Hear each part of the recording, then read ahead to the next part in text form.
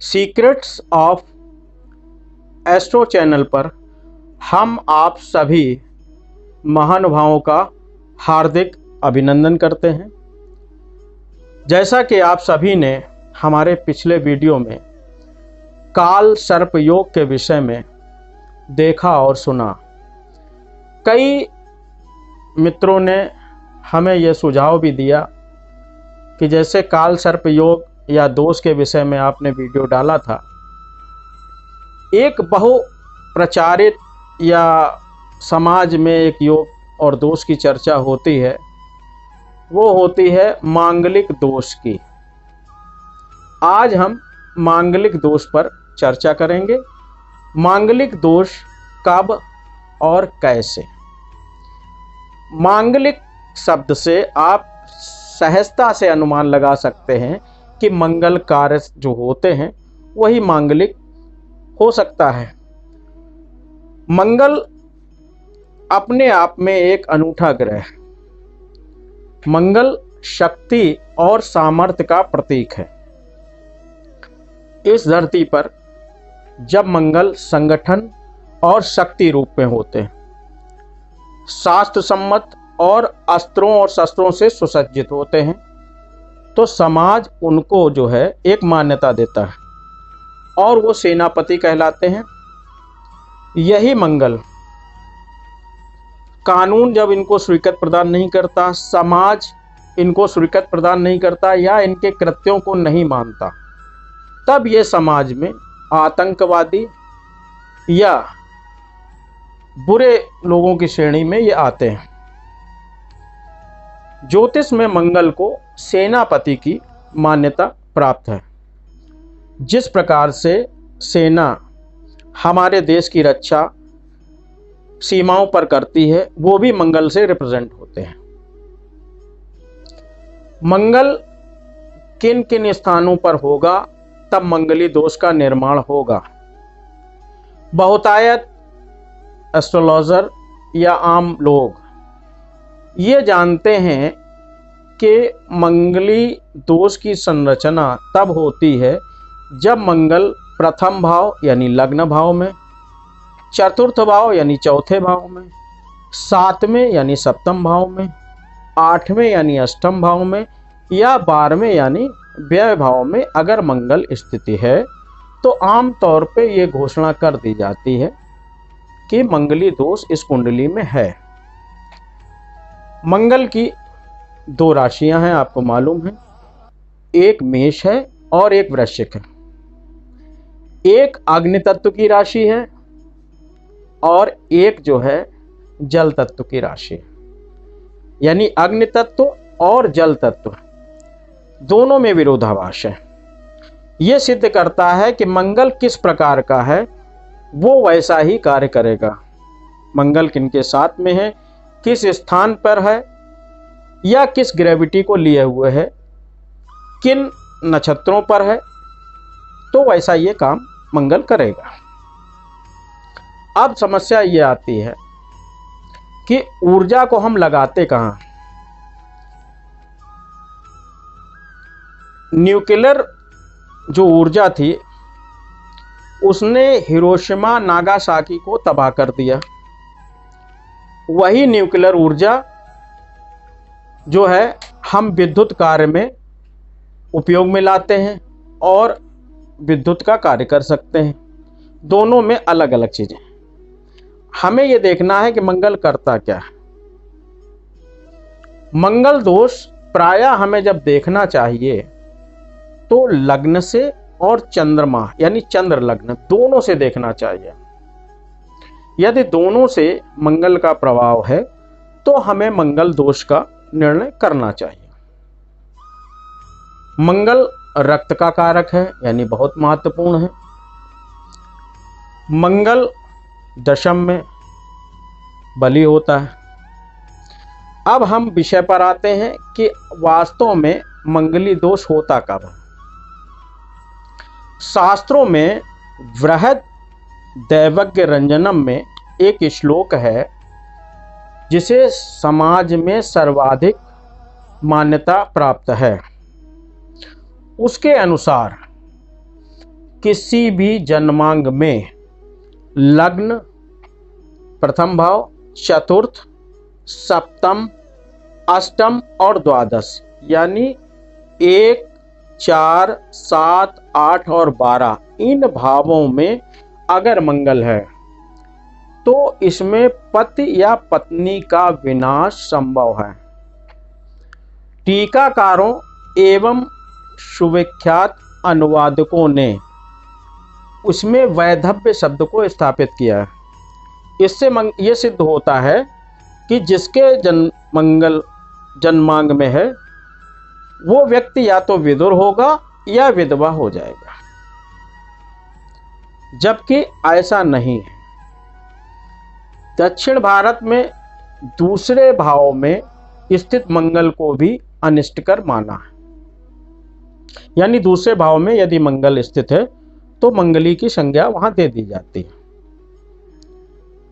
मंगल कहां कहां पर बैठकर अनिष्टकारी हो सकता है, मांगलिक रूप ग्रहण कर सकता है, मांगलिक की संरचना हो सकती है।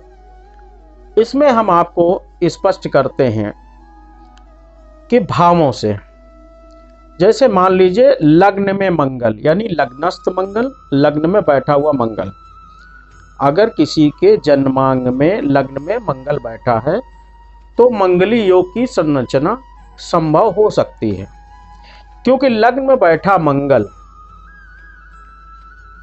नेचुरल है कि वो सप्तम भाव को देखेगा और अग्नि तत्व का है, तो हो सकता है लग्न में बैठा है तो वो क्रोध करे, क्योंकि मेष राशि में अगर बैठा है, अग्नि तत्व की राशि है, तो क्रोध कर सकता है। इस स्थिति में जिस जातक का जन्मांग मेष राशि में मंगल होगा और प्रथम भाव में होगा, वृष में भी हो सकता है, तो उसमें क्रोध की अधिकता हो सकता है और ये भयावह स्थिति भी हो सकती है। दूसरे भाव में दक्षिण में जैसा कि बहुतायत प्रचलित है, दूसरे भाव से हम कुटुंब को और वाणी को देखते हैं।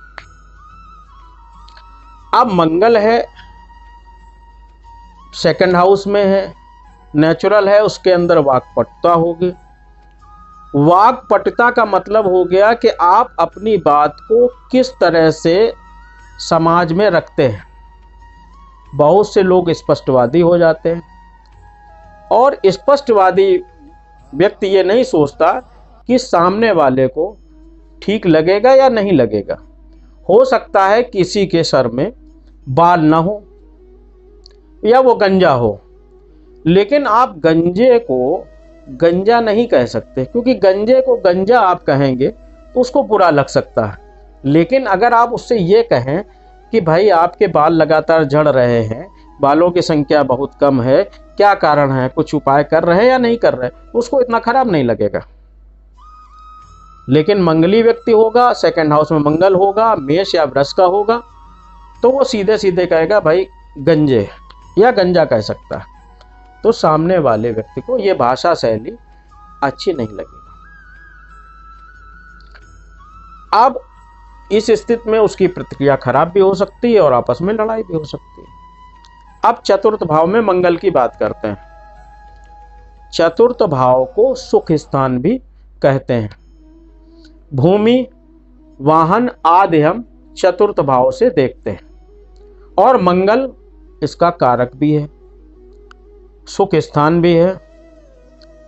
आचार्यों ने चतुर्थ भावस्थ मंगल को शुभकारी बताया है और इसमें मंगल की स्थिति बहुत अशुभकारी नहीं बताई गई।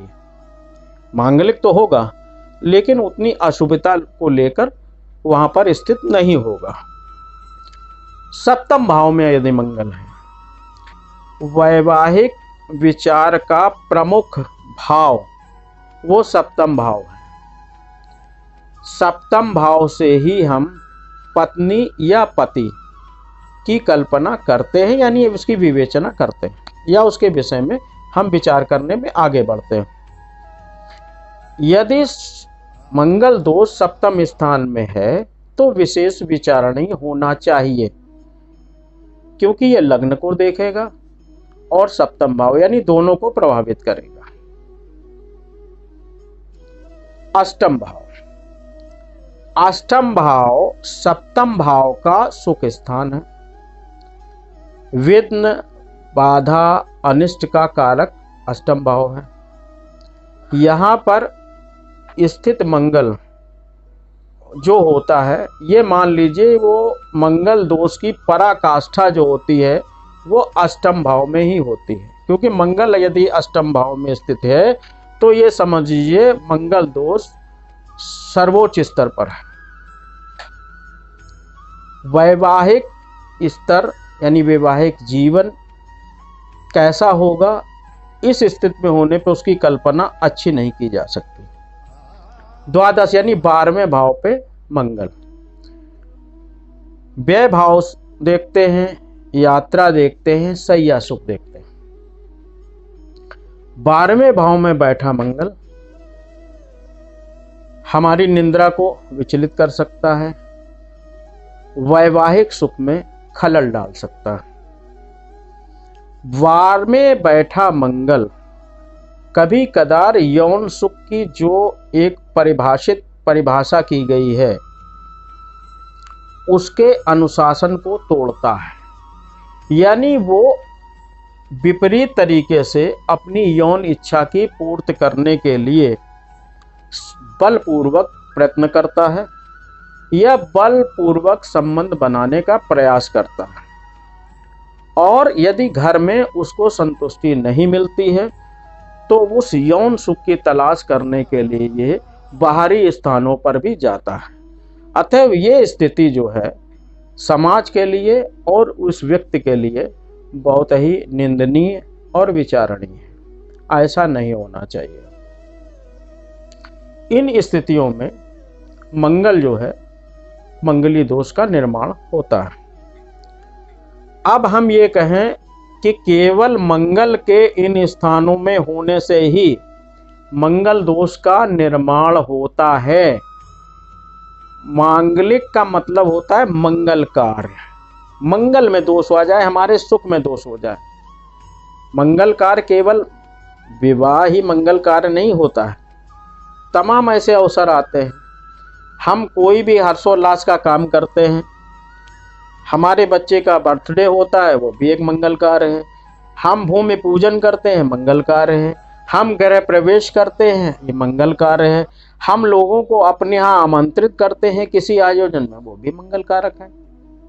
अब यहाँ पर क्या है, इन स्थानों पर राहु, मंगल, केतु और शनि, यानी मंगल को छोड़कर अगर शनि, राहु, केतु भी इन स्थानों पर हैं, यानी 1, 2, 4, 7, 8 और 12, अगर इन स्थानों में शनि, राहु, केतु हैं तो भी आप समझ लीजिए हम मंगल की कल्पना नहीं कर सकते, यानी हम अच्छे की कल्पना नहीं कर सकते।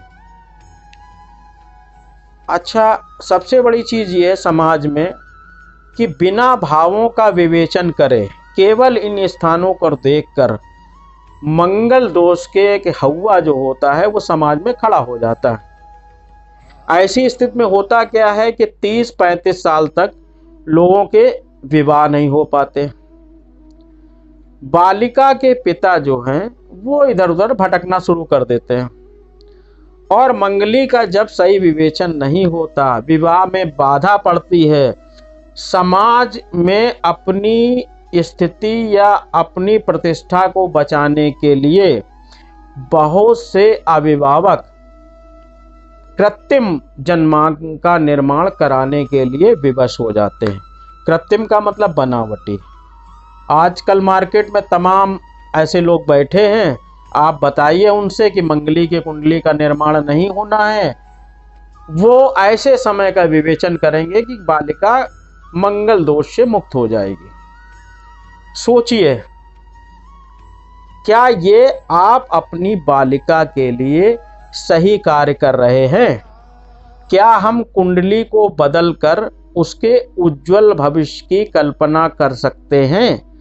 क्या उसके वैवाहिक सुख की आधारशिला कृत्रिम जन्मांग से हो सकती है?